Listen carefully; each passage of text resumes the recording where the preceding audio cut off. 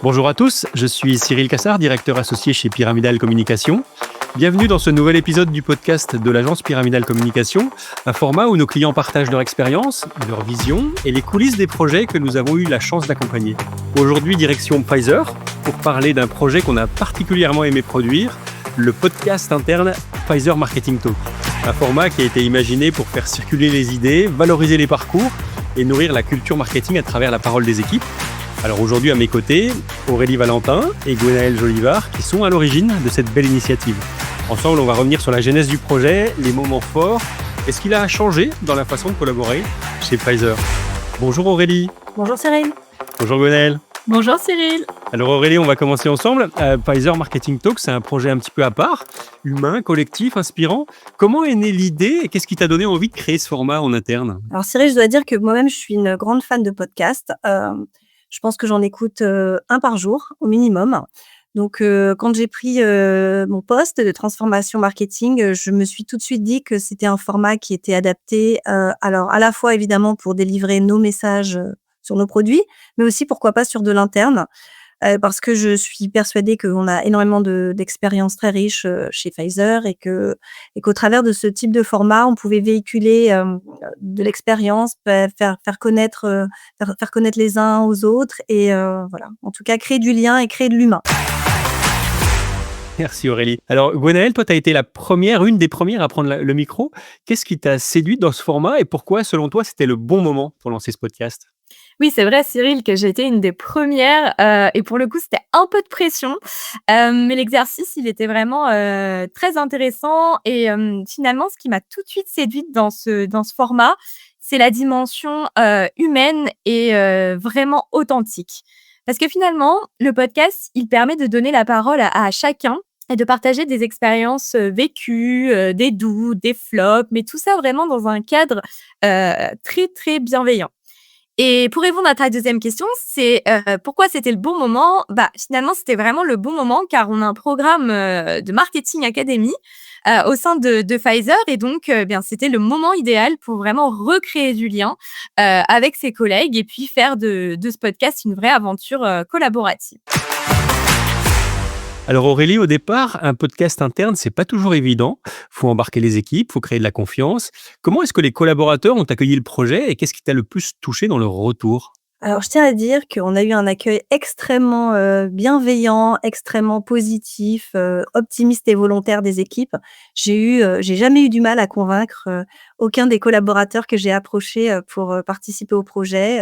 Au contraire, les gens étaient extrêmement honorés, extrêmement ouverts à l'idée de pouvoir partager un petit peu de leur vécu, partager un petit peu de leur expérience. Donc, j'ai été touchée par, encore une fois, par la bienveillance, la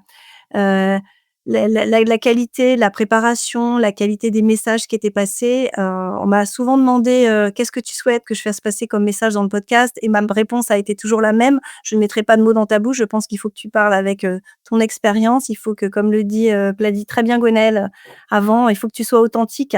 Et ce qui m'a touchée, c'est ça. C'est le cœur que les gens y ont mis et l'accueil toujours très optimiste, à la fois, des gens qui ont, participé, mais aussi des gens qui étaient à l'écoute et notre leadership qui a écouté avec beaucoup d'intérêt, les épisodes. Merci Aurélie. Alors Gwenaëlle, dans ton épisode, tu parles beaucoup d'agilité marketing. Comment est-ce que cette philosophie s'est traduite dans la manière de construire Pfizer Marketing Talk ? Finalement, l'agilité marketing, elle s'est incarnée vraiment dès la conception du podcast. Puisqu'avec Aurélie, on l'a vraiment imaginé avec vous également en cohésion, en mettant en avant les expériences des marketeurs et en réfléchissant à comment créer un vrai langage commun qui ait du sens pour tous. Donc cette philosophie, elle s'est vraiment incarnée dans tous les sujets parce que les sujets, ils sont émergés du besoin du terrain.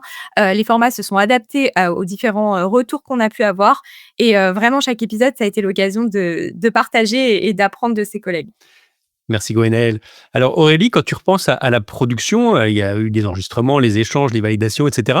Il y a forcément des moments marquants. S'il ne devait en rester qu'un, ce serait lequel ? Alors difficile de choisir, Cyril. Alors je dirais que pour ma part, j'ai surtout participé à la préparation, pas nécessairement aux enregistrements. Quand j'ai approché les différents interlocuteurs, intervenants, on a échangé sur l'angle d'attaque, du de l'épisode, sur, les sujets, sur les questions. Ce que j'ai observé, c'est une volonté de préparer, d'écrire son speech, de faire passer les meilleurs messages, à la fois personnels et aussi corporate. Donc c'est cette envie de bien faire, cette envie de donner, son meilleur. Les gens maintenant quand j'écoute, a posteriori les enregistrements, en tout cas les épisodes qui ont été, créés et livrés, ce que je m'aperçois, c'est, le cœur que les gens y ont mis et le courage, pour certains de s'être livrés très honnêtement, sur leur parcours, personnel, sur leur, succès, mais aussi sur leur flop. Je repense à un collègue qui nous a aussi partagé, les circonstances dans lesquelles il avait quitté l'entreprise, puis être revenu. Donc ça demande encore une fois, beaucoup de cœur, de courage, et de bienveillance. Donc c'est ça qui m'a marquée, je dirais. Et toi, Cyril, toi, tu as participé, aux enregistrements, tu as accompagné, nos 8 speakers. Qu'est-ce que tu en as retenu de ton côté? Alors moi, ce qui m'a marqué, c'est 2 choses. La première, et je te rejoins, c'est l'enthousiasme des personnes qu'on a interviewées. Alors bien sûr, les personnes, ont été choisies, donc elles savent qu'elles ont été écoutées, qu'elles vont être écoutées. Mais c'est pas un enthousiasme fin, on a une vraie sincérité dans les témoignages, notamment quand ils partagent leur succès, on sent la fierté derrière ces réussites et aussi quand ils partagent leurs flops. On sent qu'ils en ont vraiment tiré quelque chose et à travers ces partages, on sent qu'ils sont à l'aise, chez Pfizer pour partager tout ça. La deuxième chose, c'est à quel point les personnes interviewées ont su saisir des opportunités. On est dans une société aujourd'hui où il y a de moins en moins de certitudes sur le long terme, hein. La seule chose qu'on sait, c'est qu'on ne va pas faire le même job toute sa vie. Et ce qui m'a marqué, c'est à quel point les personnes qu'on a interviewées ont su saisir ou provoquer ces opportunités, ou même rebondir parfois après une période hors Pfizer pour y revenir. Ça, c'est pour moi très positif parce que ça veut dire que Pfizer offre ces opportunités. Toutes les sociétés ne le font pas. Et ça veut dire aussi qu'on a la possibilité chez Pfizer de sortir de sa zone de confort pour évoluer en transversal et pas forcément en vertical. Et ça, à mon avis, c'est très enrichissant pour Pfizer et pour les personnes qui s'y développent et ça se sent à travers les interviews. Gwenaël, ce qui ressort de vos épisodes, c'est une vraie sincérité, on l'a dit, une proximité entre les voix. Qu'est-ce que ça t'a appris, toi, sur la force de la parole quand elle est partagée en interne? Oui, bah, finalement, j'ai découvert à quel point la parole, lorsqu'elle est vraiment, sincère, elle peut devenir un puissant levier, de motivation et finalement de partage, entre marketeurs puisque, eh bien, moi qui ai eu cette opportunité de pouvoir enregistrer un épisode de podcast, j'ai eu des collègues qui sont venus m'en parler, on a pu échanger sur, les différents projets que j'ai évoqués dans le podcast et pareillement, en fait, pour moi qui ai pu écouter, des podcasts d'autres marketeurs, bien, j'ai pu leur poser des questions et je pense que ça a vraiment créé un climat de confiance, en fait, finalement, où bien, eh beh, on peut échanger autour d'un café de manière un peu, informelle, et tout ça, ça a vraiment contribué à une vraie dynamique collective. Merci, Gwenaël. Aurélie, avec un peu de recul, en quoi est-ce que ce projet de podcast a renforcé la culture marketing de Pfizer? Est-ce que tu sens une nouvelle manière d'échanger ou de collaborer ou de partager les apprentissages? Alors oui, clairement, ce podcast a été une brique, additionnelle, je dirais, parce que, la communauté, marketing, Pfizer France, elle est très riche. On a beaucoup d'autres initiatives, on a beaucoup de moments, au travers duquel on construit cette culture, on construit, on échange entre équipes, entre business units. Mais clairement, ce podcast, c'est un angle additionnel, une opportunité additionnelle, de créer de la culture et du lien. Je pense que Gwenaël l'a bien expliqué, cette manière de connaître des personnes un peu différemment. On se connaît dans les couloirs, mais d'écouter quelqu'un parler de ses expériences, ça crée forcément une dimension et du lien, potentiellement aussi des envies de travailler ensemble sur des projets, travailler ensemble dans la même équipe, puisque comme tu l'as très bien dit Cyril, on est en mouvement, on n'est pas, aujourd'hui on est dans une équipe, demain on peut être dans une autre. Donc ça crée évidemment de l'humain et aussi une valeur pour moi, très importante, c'est ça aussi, ça crée une visibilité sur l'excellence du marketing chez Pfizer, mais surtout des marketeurs, puisque c'est bien eux qui sont à l'honneur. Ça crée cette vision auprès du management, de notre management en local, mais aussi notre management à l'international, puisque, Pfizer reste évidemment une entreprise globale. Et donc pour moi, ce podcast participe à faire briller l'excellence du marketing, Pfizer France, aussi aux yeux de notre entité régionale et globale. Donc c'est extrêmement important et j'en suis très fière. Merci Aurélie. Alors, on a eu la chance de vous accompagner sur ce projet dès le début avec vos équipes. Qu'est-ce qui vous a donné envie de travailler avec Pyramidal Communication sur Pfizer Marketing Talk?